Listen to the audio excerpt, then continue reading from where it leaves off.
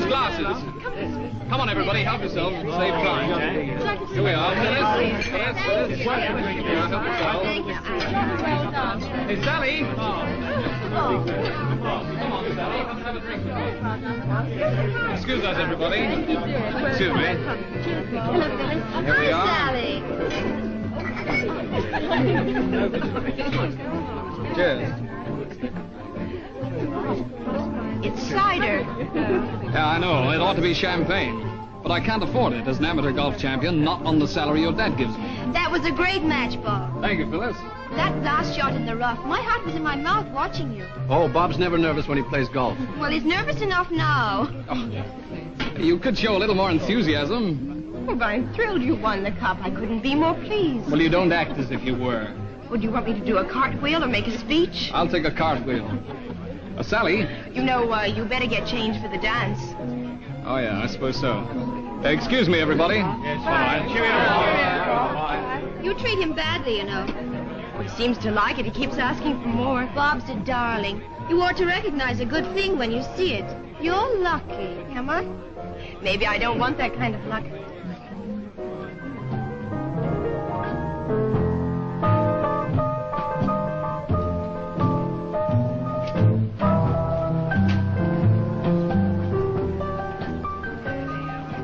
My last one?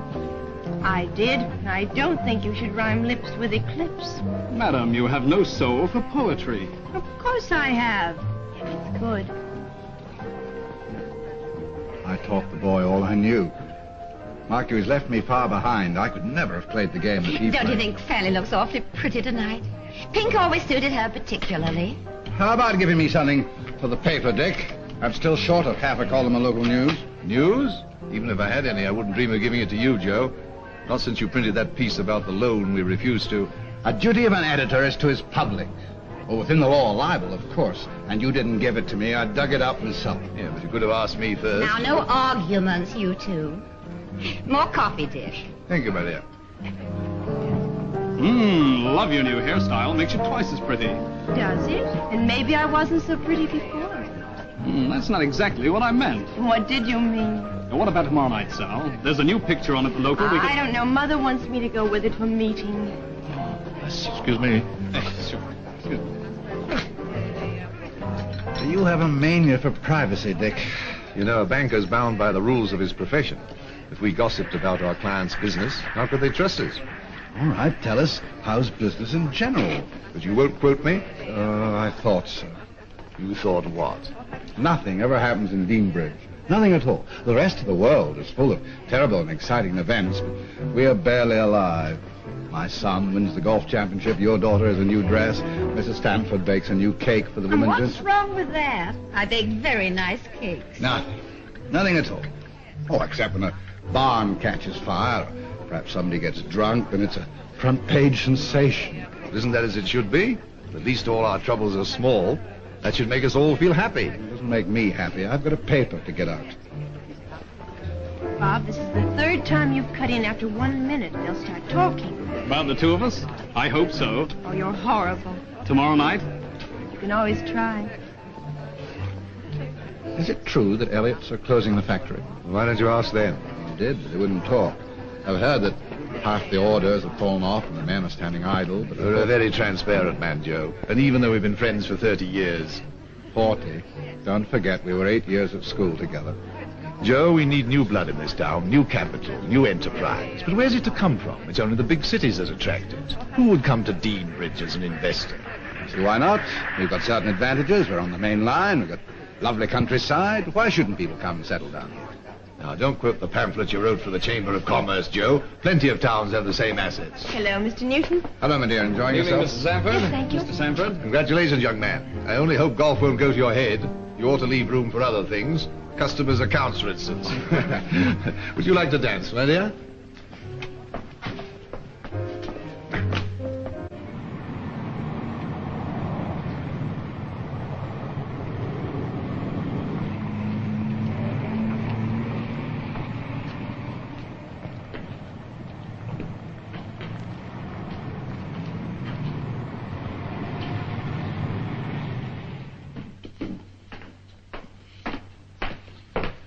Morning. Can I see the manager, please? I'll see if Mr. Sanford is free, sir. What name shall I say? Preston. John Preston. Just a moment, sir.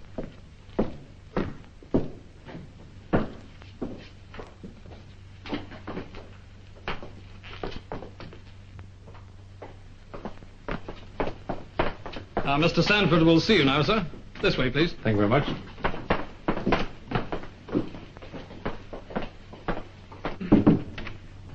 Mr. Preston, sir. Hello, Mr. Preston. Mr. Sanford. Do sit down. Well, all this appears to be most satisfactory. Well, now you'll want a deposit and a drawing account. Whatever you suggest, Mr. Sanford. Of course, in the countries where I spent the years since the war, I've done most of my transactions in cash, but perhaps that isn't customary here. Not often, unless you're in the black market. I'm afraid I wouldn't know where to find that. No, of course not. You plan to settle in Deanbridge, then? Yes, if I like it sufficiently. Oh, I hope you will. I was telling a friend of mine only a short time ago that we need some new blood in our town. It's a very attractive town. Do you think so? Forgive the personal question, but how did you come to think of Deanbridge, Mr. Preston? Well, I'm a man of very sudden impulses, Mr. Sanford. With me, the first thoughts are always the best and the decisive ones. Whatever success I may have had in life, I owe to that. Yes? During the war in Africa, I had a friend who came from Deanbridge. At least he was always talking about the forest, the fishing, the home-brewed cider, kindness and simplicity of the people. When he died, I was with him.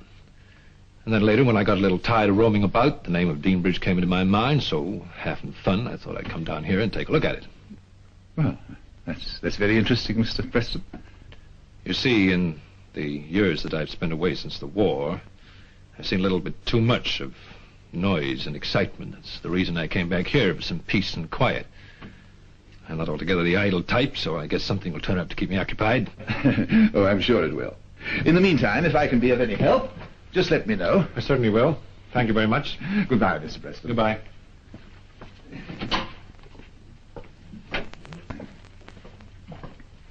Oh, Bob, see that this Swiss draft is cleared and these securities deposited. And, Bob, a bank employee is not supposed to express any opinions about the size or state of a client's account unless authorized by the bank and in the course of his duties. Yes, Mr. Sanford. It wasn't an opinion, it was just sheer envy. Yes, quite.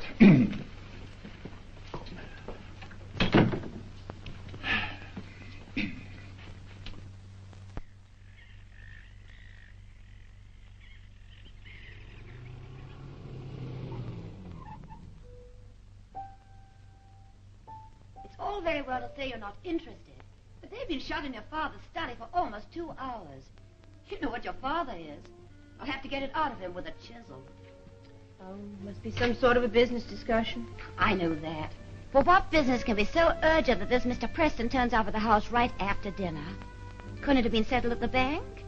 Your poor father needs a rest like anybody else. Dad mind? Isn't Bobby coming in tonight? Don't call him Bobby, and he isn't. Don't snap off my head, dear. I only asked a civil question. Why shouldn't I call Mr. Newton Bobby? Because it makes him sound like, well, what he is, immature and a little ridiculous. Sally, I don't know what's got into you. You seemed to like him well enough only a week ago. That was a week ago. And at your age, that's practically a lifetime. Well, I suppose you'll make it up. As usual. I'll be at the bank tomorrow at 10, but I rather wanted to get this bit in first thing in the morning. I do hope that you'll forgive the intrusion. Oh, don't mention it. This is important, and I'm glad to be of help. I hope I haven't spoilt your evening, Miss Sanford. Or yours, Mrs. Sanford. I do realize how much you must value these peaceful family occasions. Having no home of my own, I rather forget how pleasant they can be. Oh, don't you worry about us, Mr. Preston. Dick often brings his work home. We're used to being alone. I still feel a little guilty. Perhaps I can make amends. I've got 2 seats for the music festival that starts next Saturday. Perhaps you'd like to come to the first concert with me and then have dinner afterwards. Well, I'm not a great lover of music myself, I'm ashamed to say, but Sally, why, Sally's quite a pianist. She goes regularly. What about it, Miss Sanford? Didn't you mention going to the music festival, Sally? Well, I wanted to, but, Why didn't you let me take you then? Thank you, Mr. Preston. That's most kind of you. Fine. Fine. Well, I'll call for you in the car around 5 on Saturday. Good night. Night. Good night, Mr. Preston. Well, isn't that nice of Mr. Preston? It'll do you good to have a day out.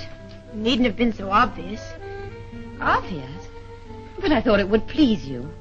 I'm sorry, Mother. I'm in an awful temper today. Of course I'm pleased. Now I think I better take my nasty temper up to bed.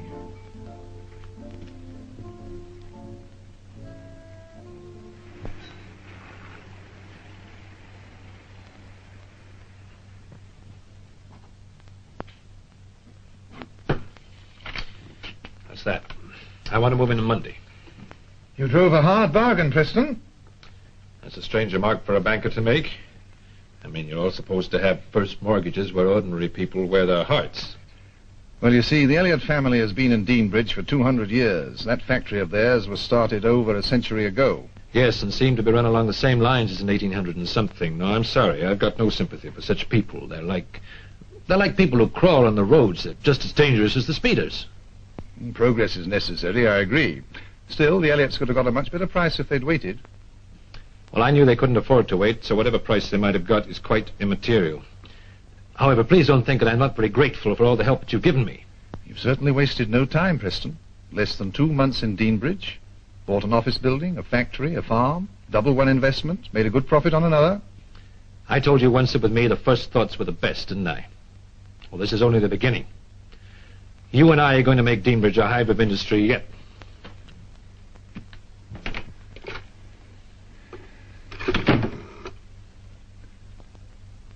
Fowler, I have the check. You can complete the transfer papers now. Yes, he wants to move in Monday. Not losing any time. And he wants dismissal notices sent to every employee. He intends to rehire some of them, but entirely at his own discretion. All right?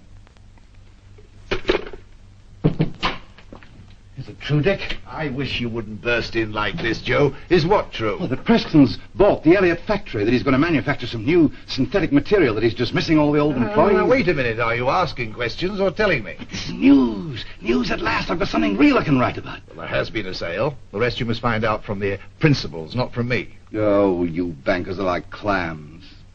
By the way, don't you think we ought to put Preston up for the town council for the next election? And how about inviting him to sit on the hospital board? We've got to show our gratitude somehow. Well, let's wait and see, Joe. Curb your enthusiasm. After all, Preston is a newcomer.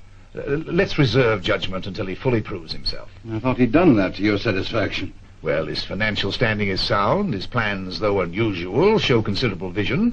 But I'd like to reserve my judgment a little longer. Yeah, spoken like a founder member of Society of Bankers. Oh, very well. I'll go and put my paper to bed. Very exciting this week. Somebody stole me a couple of ducks.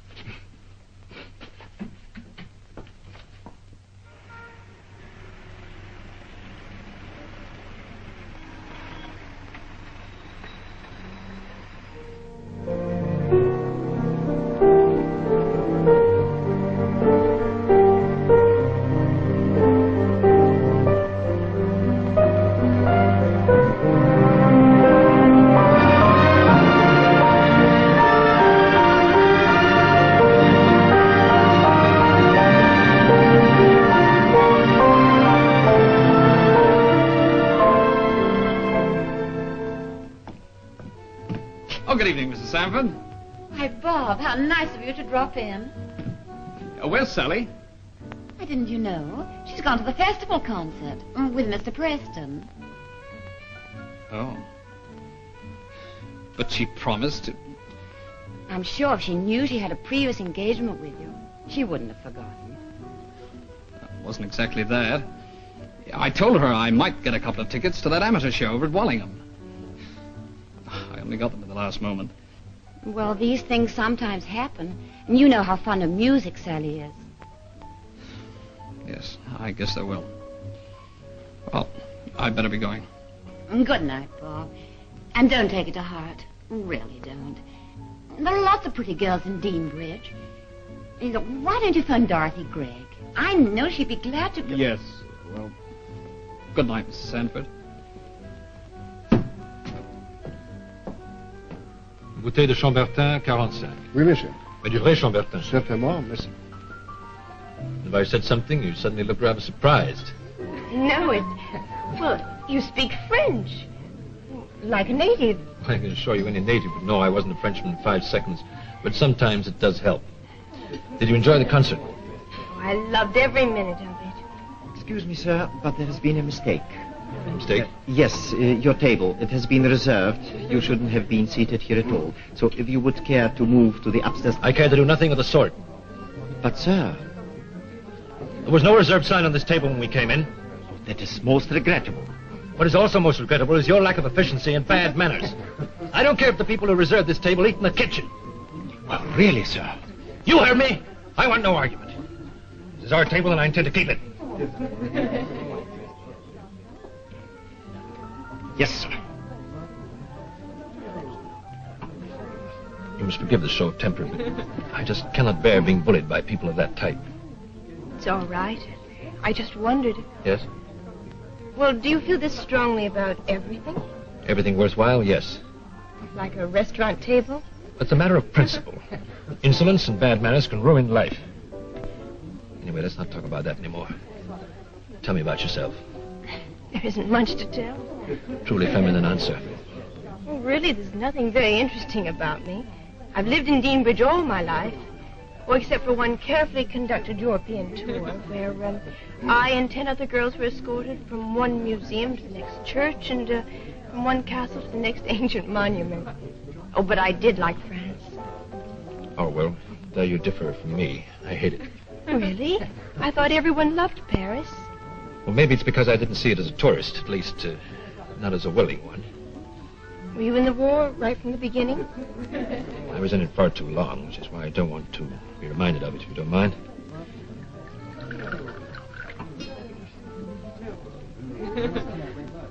How about? But you must have seen so much of the world. So much beauty, so many interesting and colorful things. You don't notice the beauty when you're sweating and fighting. It isn't even colorful or interesting, except perhaps in one's memories. And I hate reminiscing. Why? I once told your father that with me, the first thoughts were always the best. If I decide on something, I like to go ahead, dead straight ahead. I never look back. What if there are obstacles in the way? You break them down. You can't? There's always a way. You're very confident. Sally, I guess there are really 2 kinds of life. There's yours, sheltered, perhaps even a little dull, but sunny and straight. And then there's the other kind, the kind that you find in the jungle, with all its crooked paths, with danger lurking behind every bush, where you have to fight every step of the way. That's the kind that I've known, and I don't want to remember it. Because now, I believe I may have found the first.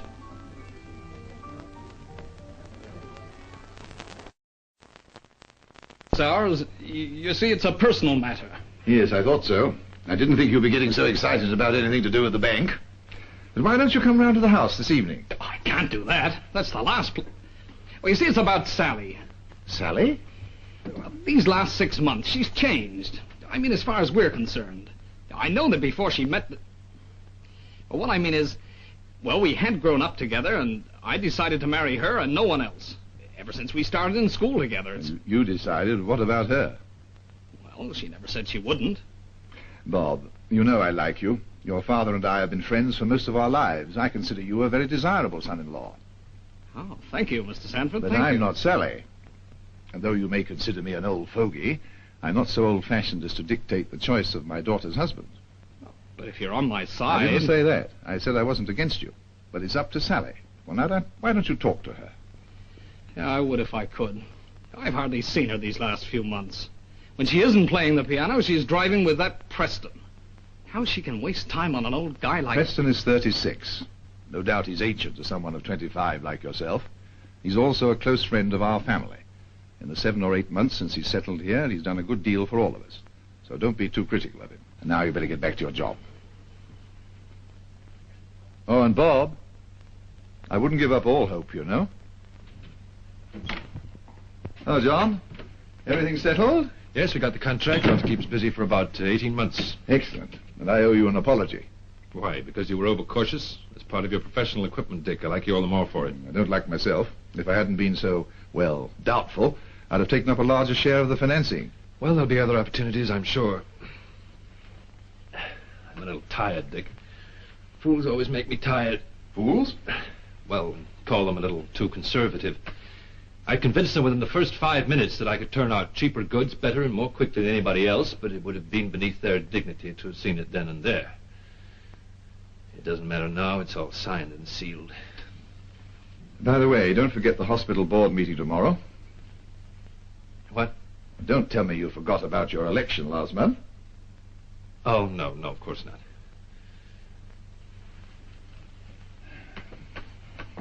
Dick, I think I've waited long enough. Waited for what? To ask you if you would have any objection if I asked Sally to marry me. Is that such an absurd idea? Forgive me, John, of course it isn't. There's nothing funny about marriage. At least I don't think so. Well, then why are you laughing? Because only 5 minutes ago someone else asked the same question. Who? Young Bob, you know, Joe Newton's son. He's working here, in case you haven't noticed. That boy. That boy has loved Sally since they were both knee-high. Dick, please don't think that I'm doubting Newton's sincerity. You really meant it? About yourself and Sally? How long have you known me, Dick? 8, 9 months? You ought to know by now that I rarely say anything I don't mean. But it's so sudden. Or is that what young girls are supposed to say, not their fathers? Dick, I love Sally deeply and sincerely. That's why I wanted to talk to you before I told her. So you haven't told her yet? Well, I know how you feel about Sally, Dick. I appreciate that. Well, I've no objection at all if you talk to her. I admire you, John, your energy, your vision, your industry. And if Sally accepts you... Oh, she will. It's a lucky day for me when I came to Deanbridge, Dick. A very lucky day.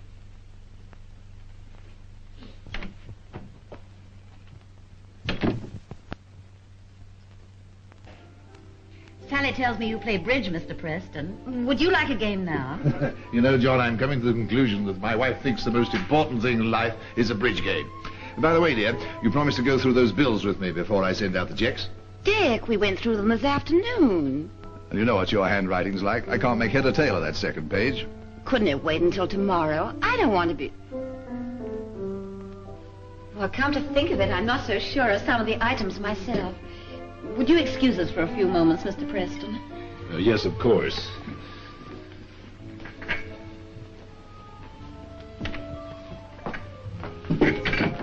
Sally, I hope you noticed. Noticed what, John? Your father's exquisite tact. Dad's always tactful, especially with Mother. Yes, but he knew I wanted to talk to you alone. Oh? Sally, when I came to Deanbridge 9 months ago, I had nothing except money and memories. Memories that you wanted to forget? Well, I got rid of them all right. Let me explain. The money helped me to acquire a factory, a farm, a place in the community with good friends and helpful acquaintances. There was only one thing I need. A wife. And you picked me for the part? Oh, I know I ought to have done it in the proper romantic manner. I should have taken you out in the car, provided you with soft music and champagne, and then in the moonlight said, "Sally, my darling, I love you. Will you marry me?" You must think I'm awfully silly. Isn't that like to hear? I don't know about all girls. I only know about myself. And what is it you know? I love you, Sally. I love you because you're sweet and beautiful. I love you because you have everything in the world a man could want. Because you have everything that I want. Sally. You're really being romantic. I knew the first time that you and I ever went out together.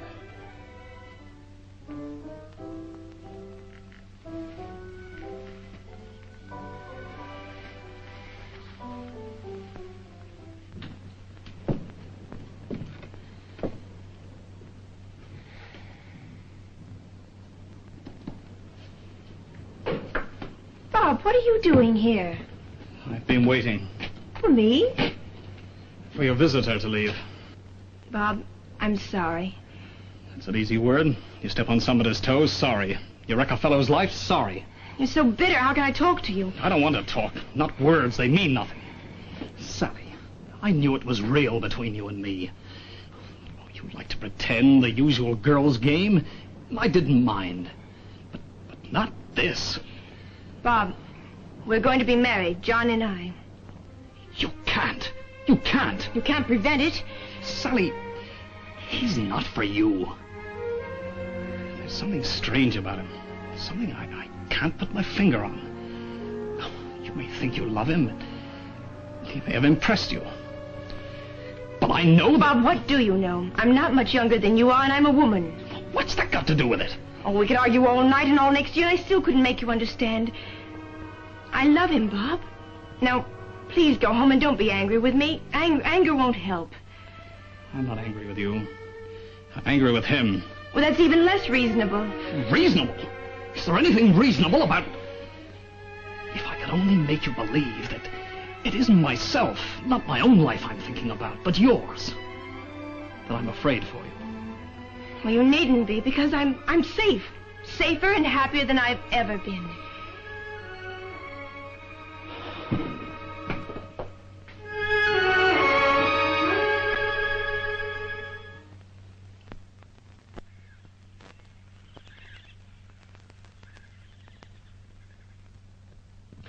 First of all, gentlemen, it is my pleasant duty to welcome a new member to our board, Mr. John Preston.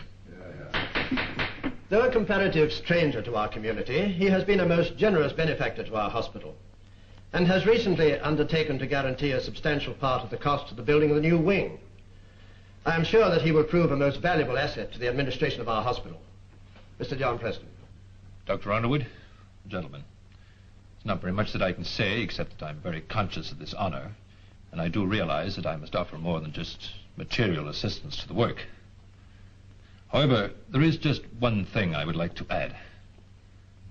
I believe that suffering is unnecessary. I believe that pain exists in the world today because people are too stupid or too lazy to do away with it.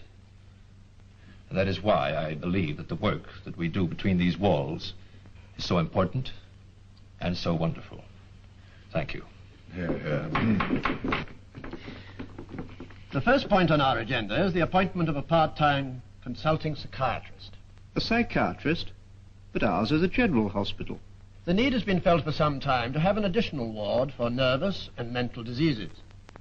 Don't tell us, Doctor, that lunacy is on the increase in Dean Bridge.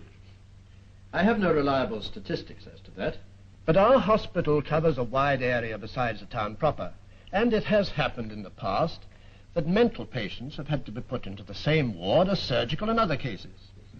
That can't be very satisfactory. I'd call that an understatement, Mr. Sanford. Now, a very favorable opportunity has arisen. I understand that Dr. Walton is back in this country. Peter Walton, but he's a Dean Bridge boy. I believe so. His qualifications, of course, are of the highest order. And he is not only a psychiatrist, but also a psychoanalyst. A psychoanalyst? Yes, Mr. Preston. Of course, I'm not really qualified. I mean, I'm only a layman, but, well, I don't altogether approve of this Freudian mumbo-jumbo.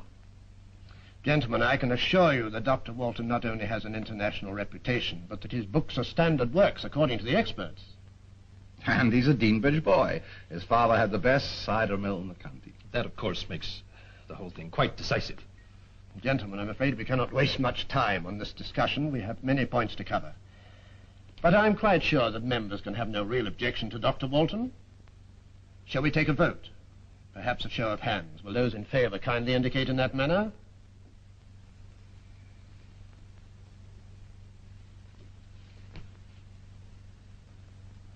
Good. Then it is agreed, with one abstention, to the appointment of Dr. Walton as consulting psychiatrist. And now, Mr. Sanford, perhaps you will read your report on the fundraising campaign for the hospital.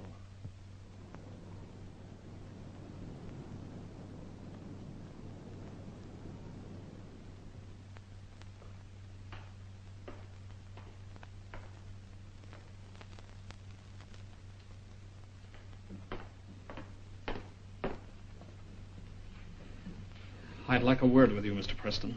Oh, it's you, Newton. What is it? You know quite well what it is. Do I? Sally thinks she loves you, but you don't love her. You don't love anyone, except maybe yourself. Look, why don't you just go? Shut up. I'll do the talking. Go right ahead. You're going to give her up. She isn't right for you. She'd never be happy. Suppose you let Sally and me be the best judge of that. Now, why don't you go on home and put that thing away? It's different now, Preston, isn't it? You can't act so superior. You think a gun makes all that difference? It evens things up. You've got power and money. You've got Sally. I just have a gun, but we're equals now. Don't be such a fool. All I have to do is pull the trigger and we won't be equals anymore. Or you will be dead, and I... Where will you be? I don't care. So you kill me and live happily ever after with Sally, is that it? You're an even bigger fool than I thought. You're a smooth talker, Preston. You think you can talk your way out of this? No, I don't think so, but I know that you're going to change your mind. Why should I? Why shouldn't I kill you? I hate you enough. Because you aren't the killing type. Do you think I've never seen real killers before? It's only in books that a murderer gloats over his victim. If you don't shut up, I'll... You see, I knew you couldn't do it. I just wanted to give you a chance to find out for yourself. Now, why don't you go on home and forget about the whole thing?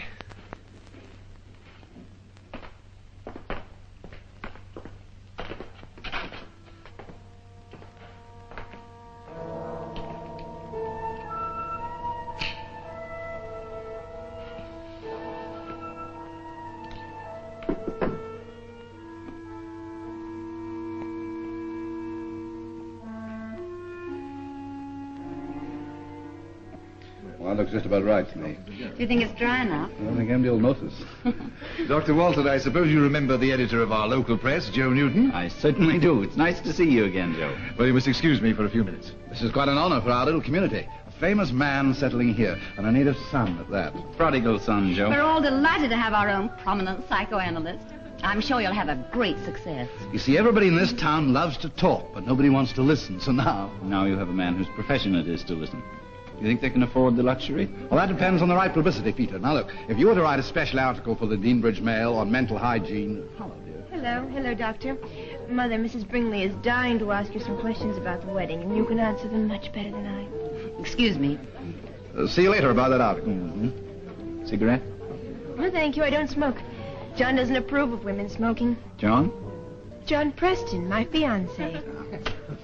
And like a dutiful bride-to-be, you follow his commands. Well, when they're sensible. And John's ideas usually make sense. You know, it's a strange feeling to hear you're being married in a few weeks. Last time I saw you, you were a little girl desperately unhappy because your puppy had to be destroyed. I never dreamt you'd remember that. I remember. How you hated me because I was the one to put him out of his misery. Well, I guess I wasn't very sensible then. But now you are, thanks to John. Oh, he's quite wonderful, Peter. You know, he only came to Deanbridge a short while ago, and already he's one of our leading citizens.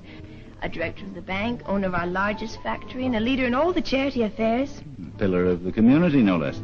Now you're making fun. Well, there he is. Excuse me, please. Hello. How are you, Tom? There's you, Roger. Glad you could get here, too.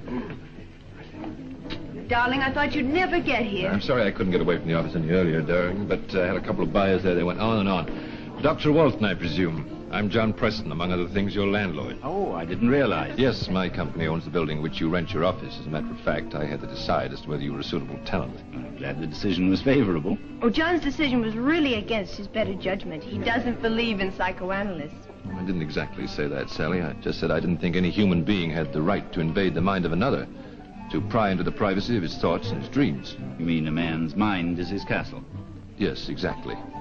All you seem to be able to do is to tell an unhappy man why he's unhappy. Well, I don't call that really being very helpful.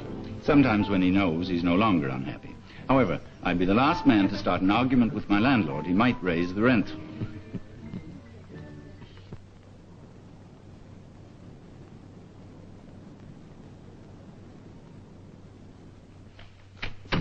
Thank your father for me, Bob.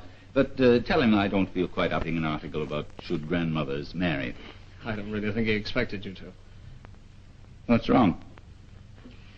Doctor, you know about straightening people out?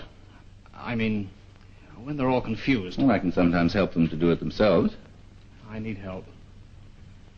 What is it? But this has nothing to do with dreams or complexes. Well, that's something I can decide later. Can hate be an illness, Dr. Walton? Can it make you sick, as if you had a fever? All hate is a sickness, Bob. Sometimes it's a fever, too.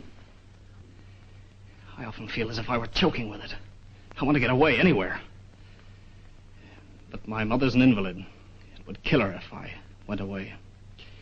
So I have to stay here in Deanbridge, where I can see him every day. Him? I'd rather not mention his name. It's a man who took something from me. Something that mattered more than life.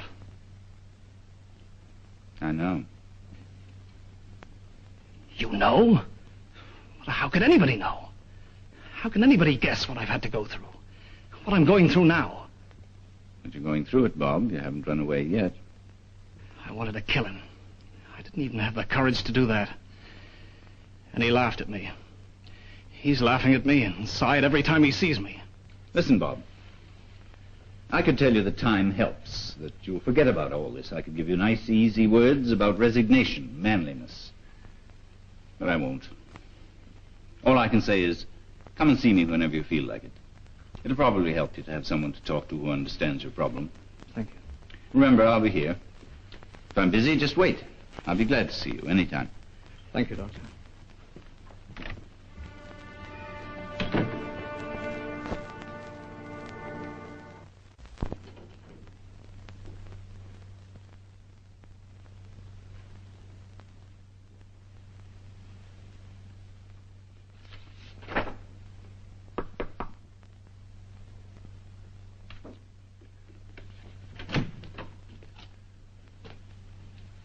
I hope I'm not disturbing you, Doctor. Oh, no, Mr. Preston. Come in.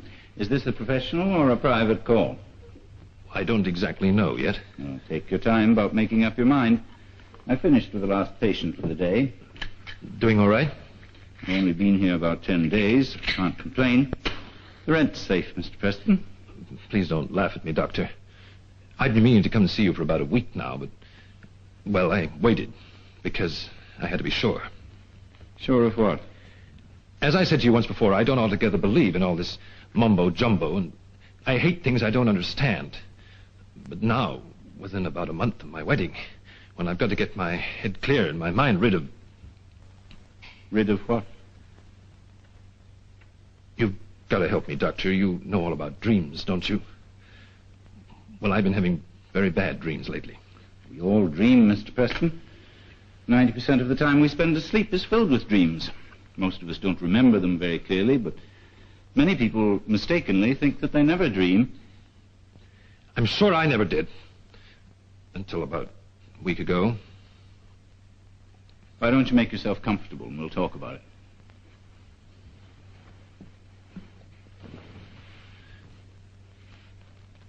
Tell me, Doctor, can dreams be coherent? Can they mix reality and fantasy in a kind of poisonous hodgepodge? Can they go on and on like a cereal? 3 questions all at once. The answer to all 3 of them is yes. What kind of dreams? Nightmares.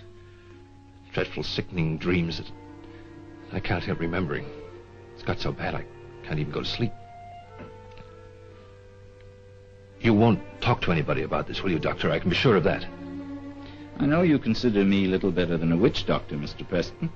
But I can assure you I'm bound by the same medical ethics as any physician. You're as safe talking to me as you would be talking to yourself. I want to be a lot safer than that. I'm tired of talking to myself. You see, in these dreams, I'm somebody else. I'm conscious of assuming the identity of John Preston.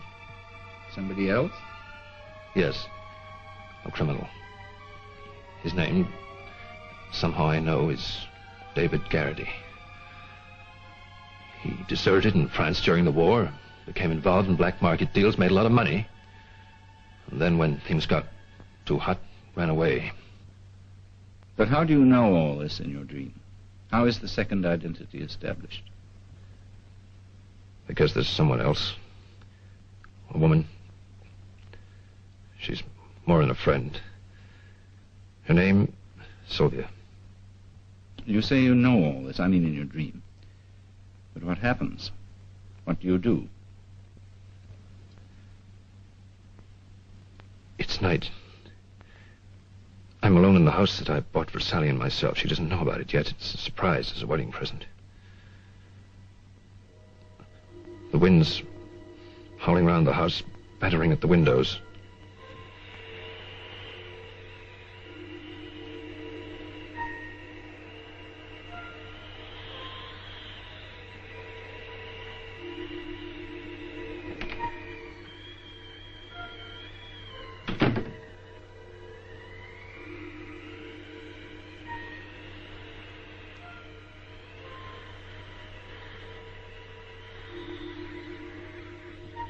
In this first dream, which I dreamt over and over again, it is midnight. I'm spending the night at the house to supervise the workmen who are coming early in the morning. I'm getting ready for bed when... Who is it?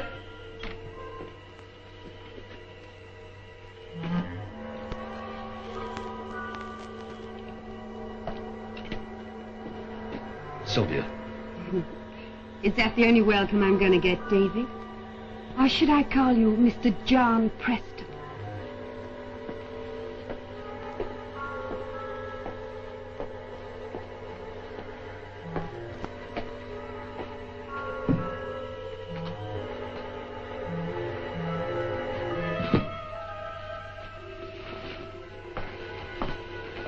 Why did you come here?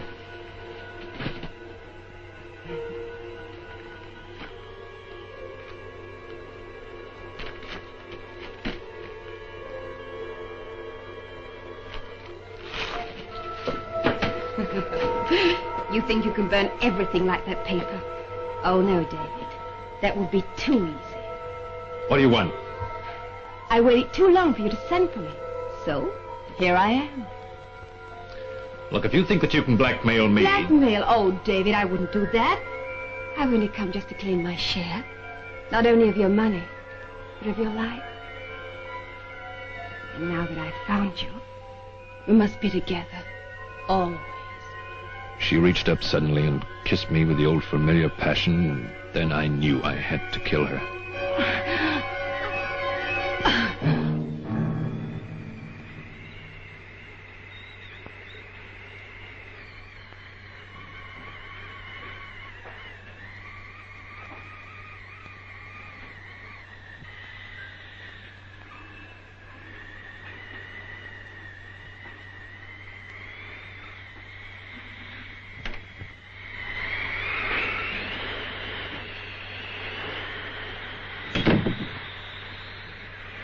Who are you? What do you want in here? Don't be afraid, Preston. I had better call you that, even though we are alone. I did not come to harm you. This is my house. You've got no right to come in here. And I understand why. You see, I know that you have killed her. That she is in the other room, silent and dead. You know? I followed her. I've been following her for months, and I was outside, watching. I could have stopped you, but that would be the last thing I wanted to do. So I stood by the window and watched you kill her. But who are you? What do you want? Oh, my name does not matter. I was Sylvia's husband. That's a lie. She never had a husband. Oh, yes. I married her when she was 17. I was married to her all the time that she was with you, and all the others before you. I hated her. And I loved her. I suppose sooner or later I would have killed her myself, but that was the only way to get rid of the poison she became within me. So you see, you have done me a good turn, and I'm grateful. It's no use hating me.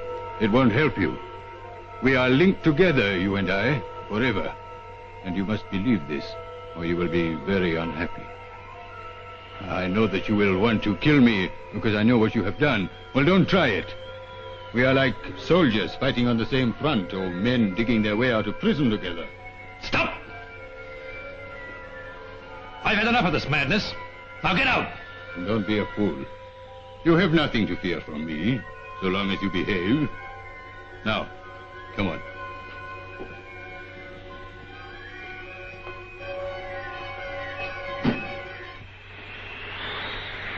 We carried her outside and dug a grave near the house.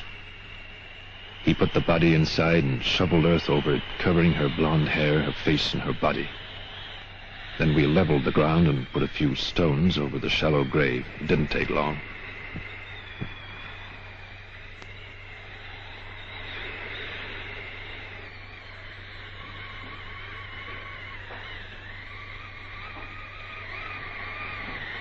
When it was all over, he went away.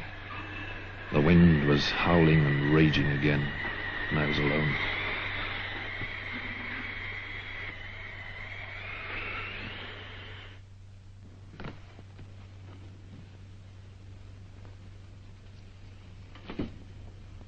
And that was all?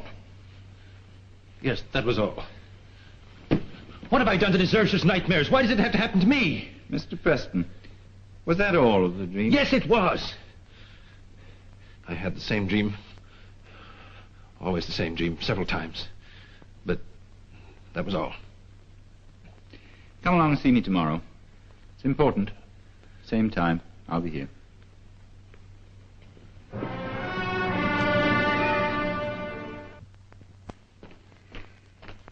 John, you forgot our meeting. Oh, did I? Isn't it at 11:30? No, it was at 10 o'clock. We waited for half an hour.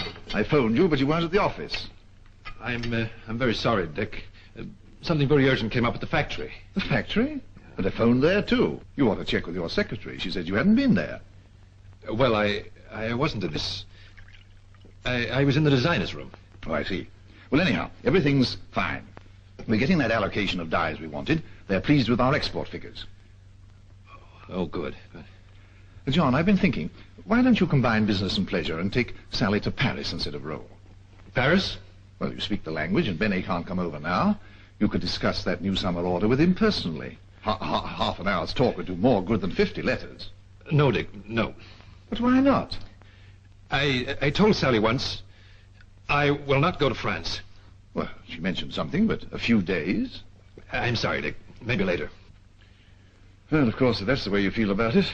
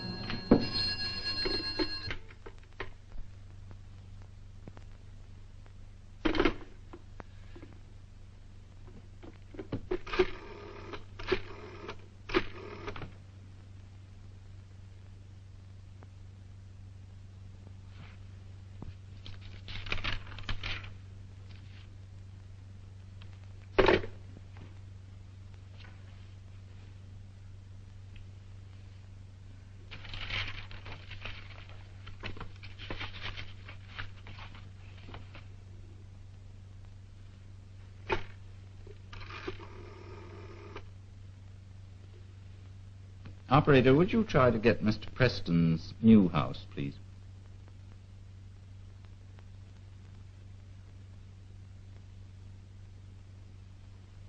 I'm sorry, sir. There's no reply. Thank you.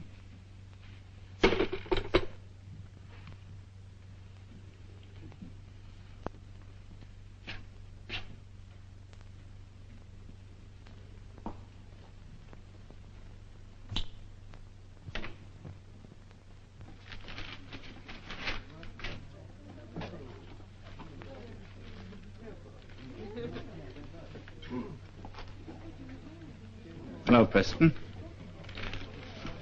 Oh, hello, Doctor. Didn't you get my message? No, what message?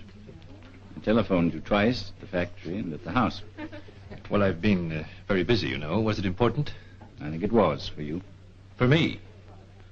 Oh, you're thinking about that talk of ours. Well, you can forget that. I'm perfectly well now. Are you sure? Of course I'm sure. You modern witch doctors, you're all alike. You see a neurotic in everybody. I sleep like a log. No dreams. I'm very glad to hear it. Oh, you'll be coming to the wedding, of course. Yes, of course. Will you have a drink? No, thank you.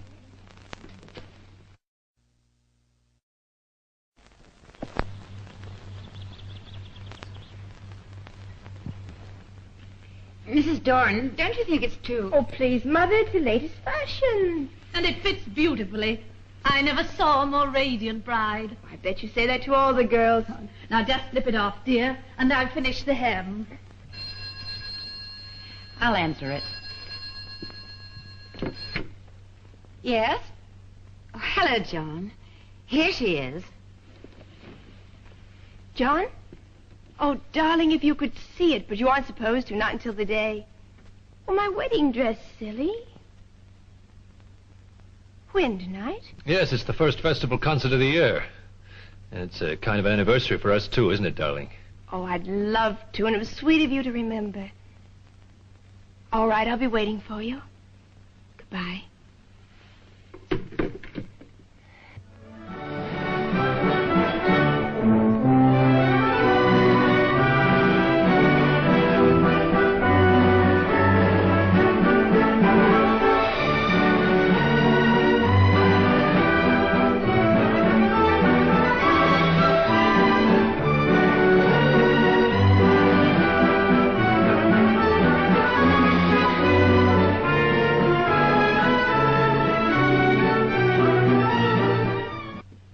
Haven't you heard? John went away for a few days, but I'm expecting him back today.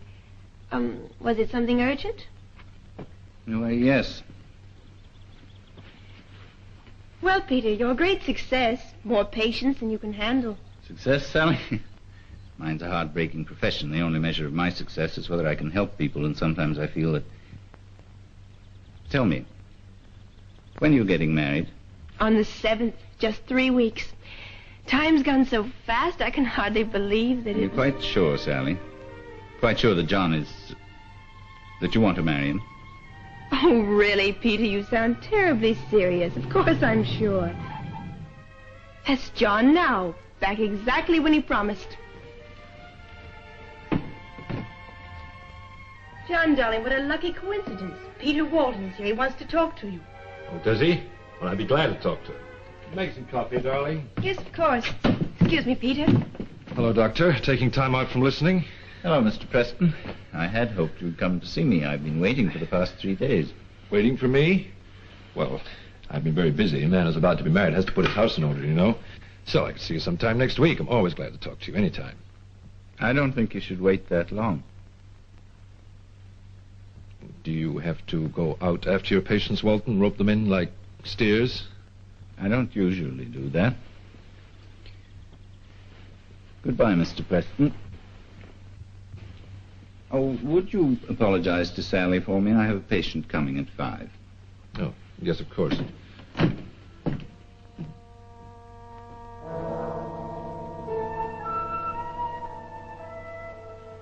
you a mind reader, too? How did you know I was coming tonight? I didn't even expect to myself. I thought I was through with the whole business. No more dreams. But you weren't. No. I was all right while I was away, but the other night, a few hours after I saw you at Sally's... Another dream? Yes. This one was a little longer, a little more complex. Time was so strangely telescoped. I don't even know if I can remember it all. I'm tired. I'm terribly tired. My head shooting pains. I was back in the garden alone. And suddenly I knew that I couldn't bring Sally back there into that house while she was lying out there in that shallow grave under those stones. I had to get rid of the place, and somehow in my dreams I did. Of course, the agents were a little surprised, but I made some plausible excuse, and somehow they got it off my hands. Somebody I'd never heard of bought it, and I was very relieved. Until...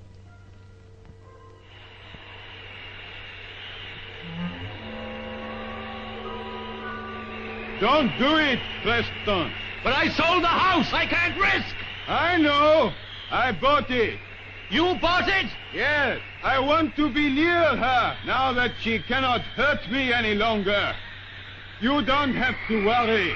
Remember, you and I are friends now, and allies.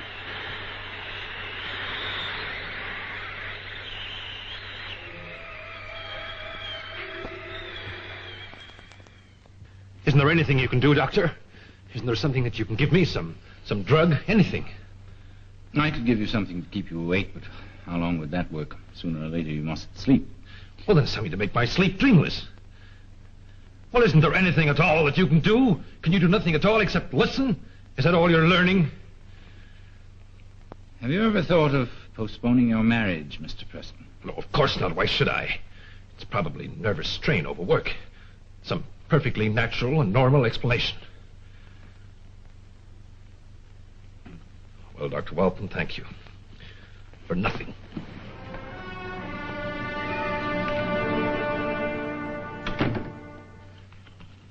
Another dream? Yes. You know, Doctor, this is getting to be quite absurd. Last night you were in my dream. Was I? Is that all you can say? Do you dream peddlers never commit yourselves? Well, Mr. Preston, you don't want to lecture on psychoanalysis. It happens in most cases, however. Sooner or later, the analyst must appear in the patient's dream. You spend a lot of time with us. Our conversation sticks in your mind. Your unconscious associates us with your desires or thoughts. Many women fall in love with their analysts. It's a passing phase. Others grow to hate them, or identify them with their fathers or husbands. So don't blame me for appearing in your dreams. But I do blame you. You gave me quite a scare. At least, in my dream you did.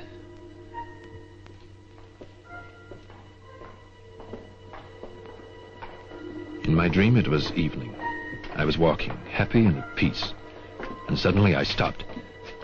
There you sat, with the stranger. You were talking. I know you were talking about me. Then you looked up, straight into my eyes. I felt that I had to get away, that something terrible would happen if I stayed. So I started to run.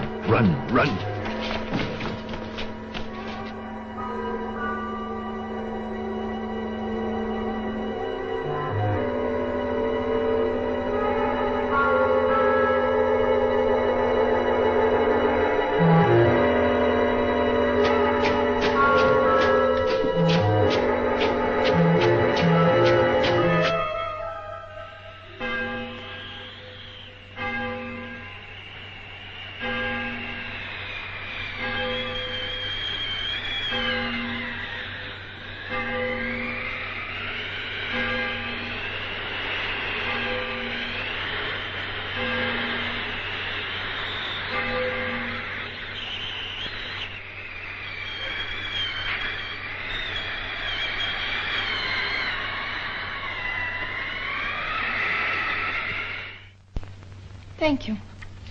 Defying John. I thought he disapproved of you smoking. You shouldn't have such a good memory. And John isn't such a tyrant. Sorry, I seem to keep on saying the wrong thing, don't I?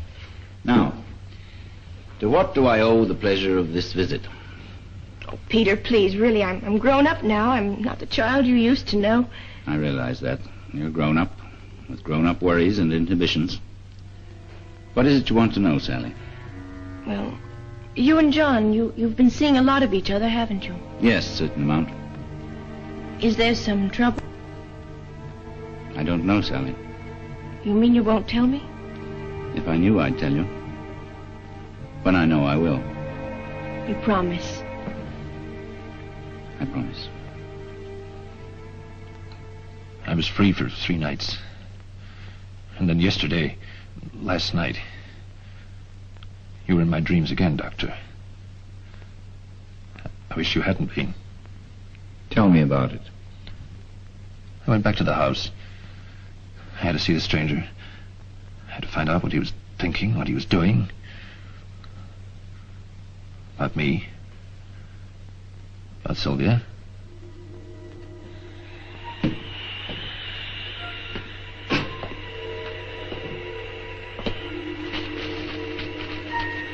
Hello? What brings you here on such an awful night? I knew that sooner or later he would ask me for money. That I had only exchanged one blackmailer for another. It was then that I noticed the poker.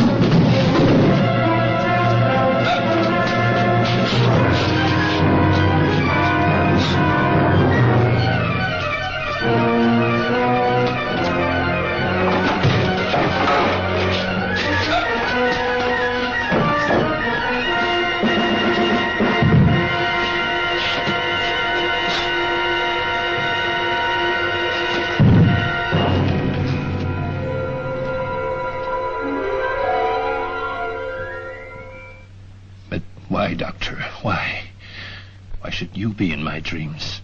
Why should I want to kill you? Will it never end? Will it always go on like this, night after night? Don't worry, Preston. It's all over now. What do you mean? You'll never dream again.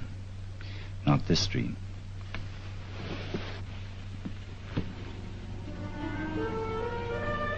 No, it can't be. It can't be true.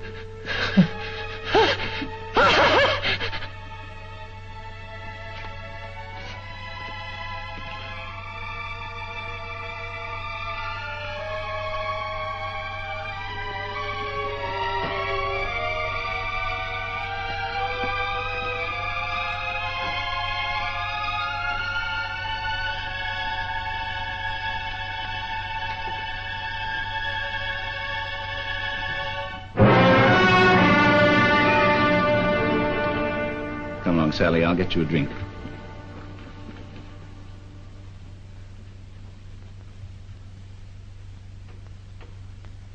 I don't understand, Peter. Why? He had to tell it. There was no other way. Everything was a lie. His whole life. His love for me. No, Sally, not everything. I could use a lot of big words which would mean nothing to you. He was a very sick man, Sally, schizophrenic. A man split in two. And the two halves were completely divorced. He is David Garrity, deserter, criminal, murderer. He did kill Sylvia. The rest was mostly fantasy. The stranger wasn't Sylvia's husband. He was a French detective. He'd been investigating Garrity for a long time. But he looked and acted and talked so sure, so sane. It always happens that way. But it's all over now. Peter. Peter.